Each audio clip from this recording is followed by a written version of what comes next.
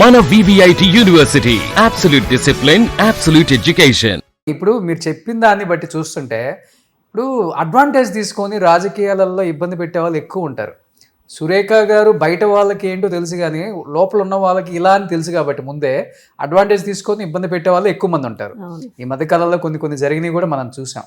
ఆ టైంలో పెయిన్ఫుల్గా అనిపిస్తుంటుందా, లేకపోతే ఢీ కొట్టే శక్తి ఉన్నా కానీ ఎందుకులే అని సైలెంట్ అవుతారా, లేకపోతే వెనక నుంచి గోతులు తీసే వాళ్ళు ఎక్కువ ఉంటారు కదా రాజకీయాల్లో? ఒకప్పుడు నేను ఏదైనా కూడా ఓపెన్గా ఎదుర్కొనేదాన్ని. అప్పుడున్న రాజకీయాల్లో అంటే బాగా వాక్ స్వాతంత్రం ఎక్కువగా ఉండేది. ఓకే, ఏదైనా మాట్లాడవచ్చు, ఏదైనా మాట్లాడేవాళ్ళం.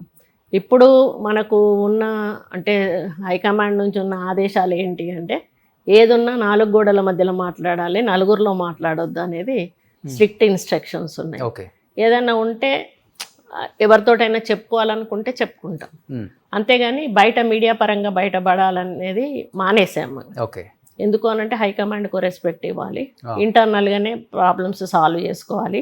పిసిసి ప్రెసిడెంట్ ఉన్నారు, సీఎం గారు ఉన్నారు, ఇన్ఛార్జ్ మినిస్టర్ ఉన్నారు. ఏదన్నా ఉంటే వాళ్ళ ద్వారానే మాట్లాడడం జరుగుతుంది. పెయిన్ అనిపిస్తుంది, బాధ అనిపిస్తుంది. ఎందుకంటే మేము చాలా కష్టపడ్డాము ఒక ఈ రేంజ్కి రావడానికి. మీకు తెలుసు, జగన్మోహన్ రెడ్డి చేయబట్టి మేము సామాన్య కార్యకర్త స్థాయికి వెళ్ళిపోయాము. మళ్ళీ ఆ స్థాయి నుంచి మళ్ళీ 15 సంవత్సరాలకు మళ్ళీ సేమ్ స్థాయికి వచ్చాము.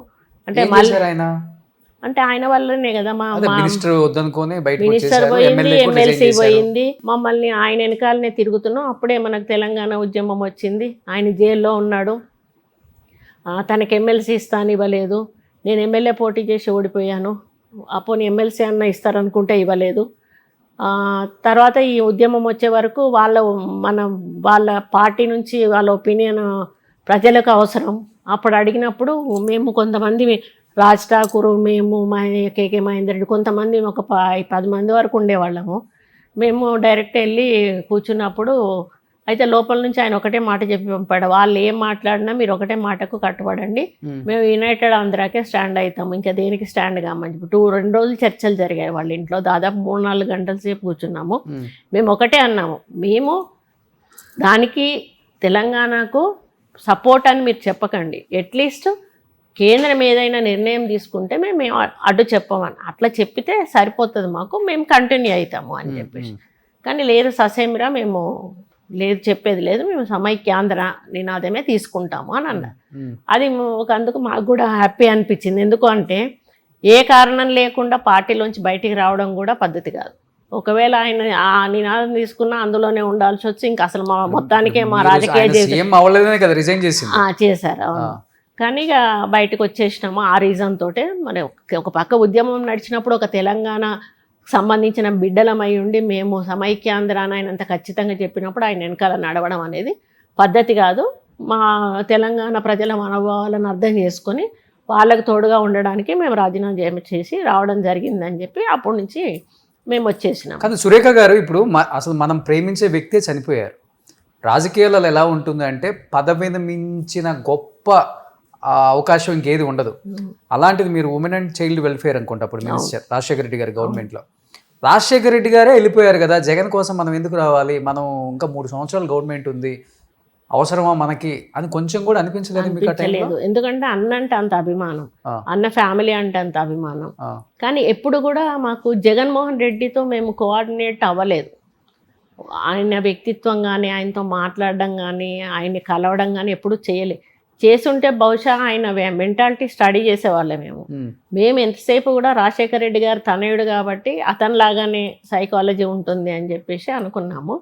కానీ ఆయన కొంచెం డిఫరెంట్ అనేది తర్వాత తెలిసింది. మీరు పర్సనల్గా అంటే ఇక ఇది తర్వాత ఆయన వెనకనే ఉన్నాం కదా మొత్తం కంప్లీట్గా. ఆయన ఇదే ఎప్పుడు తెలిసింది మీకు అసలుకి? ఏదో ఒకటి మీరు అడిగినప్పుడే కదా ఓపెన్ అయ్యేది కూడా. అవునవును, అదే మేము వెళ్ళడము కలవడం చేసినాకనే మాట్లాడుకుంటా ఉండేవాళ్ళము. అప్పుడు ఓటింగ్ ఒకటి వచ్చింది కదా మనకి, ఇట్లా వేరే పార్టీ మేము సపోర్ట్ చేస్తున్నాం అన్నప్పుడు అసెంబ్లీలో ఓటింగ్ పెట్టారు. ఓటింగ్ పెట్టినప్పుడు అప్పుడు వ్యతిరేకంగా ఓటేసాము. 16 మంది అటువైపు వాళ్ళు, నేను ఇటు ఒక్కదాన్ని వేస్తే అప్పుడు మమ్మల్ని డిస్క్వాలిఫై చేశారు. ఎందుకంటే విప్ ఇచ్చారు కాబట్టి విప్ని యాడ్ చేశామని చెప్పి. ఇంకా ఆ తర్వాత ఇక పార్టీ సస్పెండ్ చేసేసింది. ప్లస్ అప్పుడు అటు వాళ్ళ దిక్కే తిరుగుతూ ఉంటే మళ్ళీ ఎలక్షన్స్ వచ్చినాయి, బై ఎలక్షన్స్. అప్పుడు మీకు తెలుసు తెలంగాణలో ఒకటి, అటువైపు 16 ఎలక్షన్స్. అవును. ఇది నాది చాలా టైట్ ఉండే పొజిషను. నేను ఒక 1500 ఓట్లతో ఓడిపోయాను. మొత్తం టీఆర్ఎస్ వాళ్ళు మంత్రులతో సహా, ఎమ్మెల్యేలతో సహా మొత్తం అందరూ కూడా మా కాన్స్టిట్యున్సీ మీద కూర్చున్నారు. ఇంకా 200 మంది ఒక్కొక్క ఊరిలో కూర్చొని, ఊరికి ఒక ఎమ్మెల్యే చొప్పున కూర్చొని నన్ను ఓడించాలని చెప్పి బాగా ప్రయత్నం చేశారు. కానీ పబ్లిక్ వాళ్ళకి రెస్పాండ్ అవ్వలేదు. ఓకే. తెలంగాణ వద్దామంటే మాకు తెలంగాణ కావాలి, కానీ ఆమె కావాలి మాకు. ఈ సంవత్సరం ఆమెకి వేస్తాము, నెక్స్ట్ టైం తెలంగాణకి వేస్తాము. ఆమె మా ఇంటి ఆడబిడ్డ, మాకు మంచి అయినా చెడైనా వస్తుంది, ఆమెకు మేము ఈ ఒక్కసారి వేస్తామని చెప్పి వేస్తే, ఆ మధ్యాహ్నం వరకు కూడా పోలింగ్ ప్యాటర్న్ చూస్తే వాళ్ళకి అర్థమైపోయింది వన్ సైడ్ పడుతున్నాయి అని చెప్పి. అప్పుడు వాళ్ళకి ఏమంటే టీఆర్ఎస్ నుంచి పై హైకమాండ్ నుంచి వీళ్ళకు హరీష్ రావు వాళ్ళకి ఆదేశాలు వచ్చాయి. మళ్ళీ కాంగ్రెస్ నుంచి మన వెంకటరమణారెడ్డి ఉండే, ఆయన ప్రెసిడెంట్గా ఉన్నాడు, జిల్లా అధ్యక్షుడిగా. వీళ్ళకి ఫోన్స్ వచ్చినాయి అన్నట్టు, మీరు కారు అదే మన చేతి గెలుస్తలేదు, సైకిల్ గెలుస్తలేదు, మనం కార్కి వేయాలి ఓటు. ఎందుకంటే ఫ్యాన్ అనేది గెలవద్దు, మళ్ళీ అక్కడ ఉనికి రావద్దు, వస్తే మళ్ళీ దెబ్బతింటుంది, ఉద్యమం దెబ్బతింటుంది అని చెప్పేసి వీళ్ళందరూ పూనుకొని మధ్యాహ్నం తర్వాత మెయిన్ లీడర్స్ వాళ్ళందరూ ఉంటారు కదన్న చాలామంది, వాళ్ళందరూ మెసేజ్లు పెట్టుకొని మొత్తం క్రాస్ ఓటింగ్ చేశారు. అందుకే జస్ట్ 1500 ఓట్లు, నాకు ఒక 800 ఓట్లు వస్తే నేను గెలిచేదాన్ని. అయితే నేను అసలు అప్పుడున్న మూమెంట్కి ఒక 30-25 వేల ఓట్ల డిఫరెన్స్ వస్తుంది అనుకున్నా. కానీ జనాలు మాత్రం మంచి అభిమానంతో వాళ్ళు మనస్ఫూర్తిగా ఓటేశారు. వాళ్ళు డబ్బులు ఎక్కువ పంచినా కూడా. అప్పుడు నాకు బయటకు వచ్చినాక ఓడిపోయినా అని బాధపడలే, నేను చాలా గర్వపడ్డా.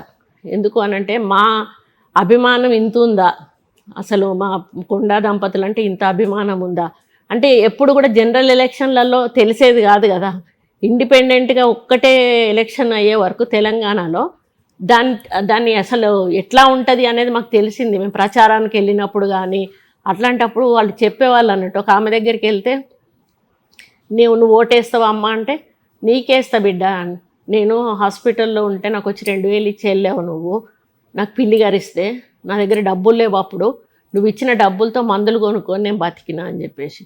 ఒక ఆమె ఏమో వాళ్ళ ఊరికి వెళ్ళినప్పుడు లేదు ప్రచారానికి, పక్క ఊర్లో అయ్యేటప్పుడు వచ్చింది.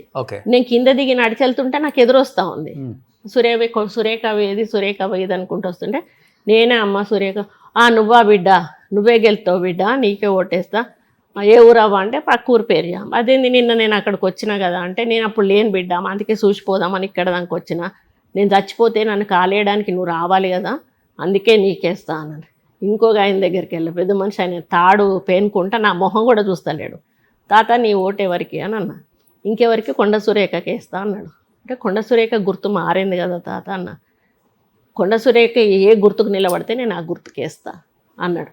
అప్పుడు నేనే తాత కొండ సురేఖనంటే, నువ్వా బిడ్డ గెలుతావు పో, నీకు ఏ రంది లేదు, మేము ఉన్నాం, మేము వేస్తాం. ఇట్లాంటి అనుభవాలు. ఒక ఆమెమో మాకు మనమడు 21st డేకి వచ్చి ఉయ్యాలు వేసామని, ఒక ఆమెమో నా బిడ్డ శారీ ఫంక్షన్కి వచ్చి, అంటే నాకు ఏంటంటే ఊర్లలో వాళ్ళు కొంచెం లేట్గా తయారవుతారు కదా, ఇన్ టైంలో నేను పోయే వరకు రాకపోతే లోపలికి వెళ్ళిపోయి పిల్లల్ని తయారు చేయడం, పెళ్లి పిల్లల్ని తయారు చేయడం, వాళ్ళకి జడలు వేయడం, చీరలు కట్టడం, ఇట్లాంటివన్నీ చేస్తా అన్నట్టు. నేను వాళ్ళు నా బిడ్డకు జడేసినావు, నువ్వు నా బిడ్డ పెద్ద మనిషి అయినప్పుడు వచ్చి జడేసినావు, లేకపోతే పెళ్లి కూతురు నా బిడ్డ పెళ్ళికి చీర కట్టినావు, ఇట్లాంటివన్నీ చెప్తుంటే, చనిపోయినప్పుడు వచ్చి డబ్బులు ఇచ్చినావు, ఇవి చెప్తుంటే నేను అనుకున్న ప్రజలు గుర్తుపెట్టుకోరు కావచ్చు అనుకున్నా. కానీ అప్పుడు అర్థమైంది, అంటే మనం ఇచ్చిన, అంటే హెల్ప్ చేసిన కుటుంబం అనేది ఎప్పుడూ మర్చిపోదు అని చెప్పేసి. అట్లా నాకు చాలా ఎక్స్పీరియన్స్ అయింది. అంతకుముందు మా ఆయన డబ్బులు ఇవ్వమంటే ఈయనేంటి ఊరికే పంచమంటున్నాడు అనుకునేది. అప్పటి నుంచి మా ఆయన 1000 ఇవ్వమంటే 2000 ఇవ్వడం అలవాటు చేసుకున్నాను. అంటే దాని ఎఫెక్ట్ అనేది ప్రజల్లో ఉంటుంది, వాళ్ళు మర్చిపోలేరు అని చెప్పేసి. నిన్న వెళ్ళాను ఒక మెటర్నిటీ హాస్పిటల్, 2 పిల్లలు కవల పిల్లల్ని ఇద్దరిని ఇట్లా ఎత్తుకుంటే వాళ్ళ అమ్మమ్మ నానమ్మ సంతోషపడుతున్నారు. నా మన్మరాళ్ళు ఎంత అదృష్టవంతులు, మా మేడం చేతిలోకి పోయారు, మా మేడం ఎత్తుకుంది అని చెప్పి. అంటే చాలా అభిమానం ఉంటుంది మహిళలలో, ఇంకెక్కువగా ఉంటుంది నా మీద అభిమానం. ఎందుకంటే వాళ్ళతో చాలా ఫ్రెండ్లీగా మూవ్ అవుతాను.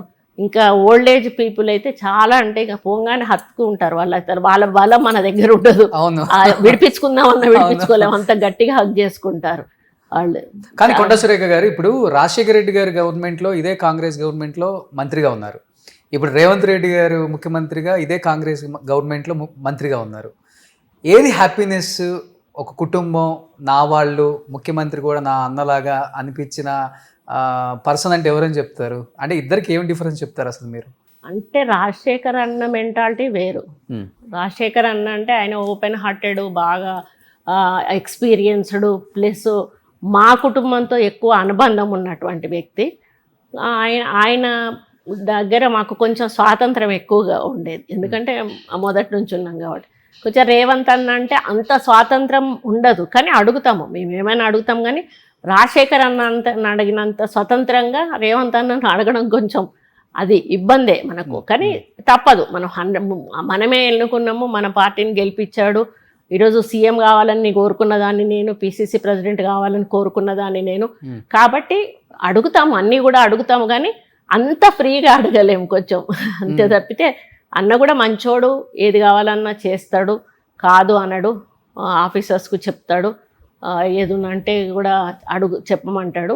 అట్లేం లేదు, కానీ అట్లా సైకలాజికల్ అంతే, కానీ మాకేం డిఫరెన్స్ అయితే ఏమనిపించదు. Okay okay. సుమన్ టీవీలో మీ పర్సనల్ అండ్ బిజినెస్ ప్రమోషన్స్ కోసం కింది నెంబర్కి కాంటాక్ట్ చేయండి.